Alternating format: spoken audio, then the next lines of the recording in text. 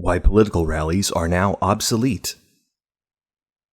Whether it was at the bar when I saw Fox, CNN, and HLN with their breaking news about Trump's Chicago rally, or my phone blowing up with all the social media comments about it, I calmly set my phone down, returned to my coffee, and continued my conversation with my friends because I knew something about political rallies that most people don't. And that is, they don't matter.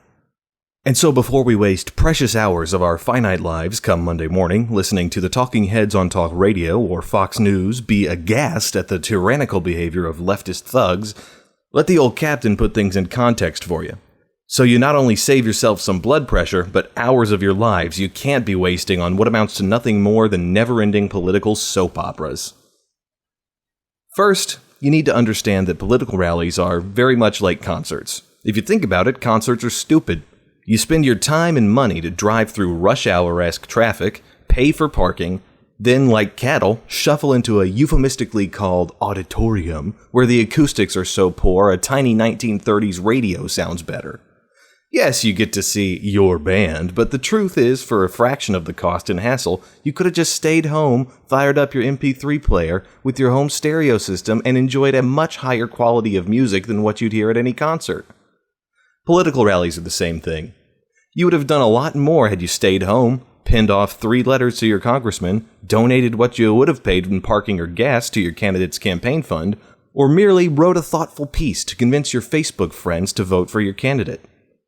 Second, political rallies are obsolete.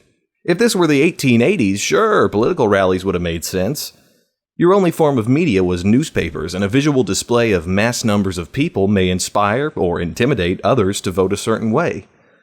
But with television, radio, not to mention this thing called the internet, the mass groupings of people to convince the king he was 10 minutes from the guillotine if he didn't change aren't necessary. A flood of emails, polls, or just watching the news will inform people and politicians what the nation thinks, much more than a mass of rally-goers. Third, the numbers of rallies no longer mean anything. Trump claims there were 35,000 people at his rally in Chicago, which is fine and great, but Tennessee, just one state, experienced a 17% increase in primary votes, with a 2-1 margin of those being Republicans, all I'd say due to Trump, before any major rallies. You do some quick math, and those extra 56,000 Tennessean voters, 2/3 of which were Trump-inspired Republican primary votes, means without a rally, just the mere internet and news coverage of Trump, one moderately populated state produced 37,000 primary votes for Trump. And votes are what matters, not attendees at a rally. In other words, just like concerts, only diehard fans attend political rallies. But also just like concerts, musicians don't much care about concert attendance as much as they do album sales, and, ergo, politicians should be more concerned about prompting the silent majority to vote, i.e. buy their album, than merely attend their concert. And Trump has obviously done that. Fourth, political rallies are horrendously inefficient and a horrendous waste of resources, especially in the internet era. In light of point number 1, I remember attending one political rally and its inefficiency became very apparent to me. No politician saw us, I could not see how we could make a difference, and in the end it cost me about half a day of my time. Had I instead done something else aside from standing there with a sign, it would have gone a much longer way to defeat the legislation I was hoping to defeat.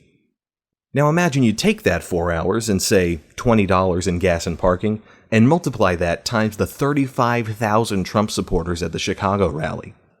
Instead of the shit show anti-American racist socialist thugs made it, it could have been 140,000 hours of Trump volunteers making calls to potential supporters.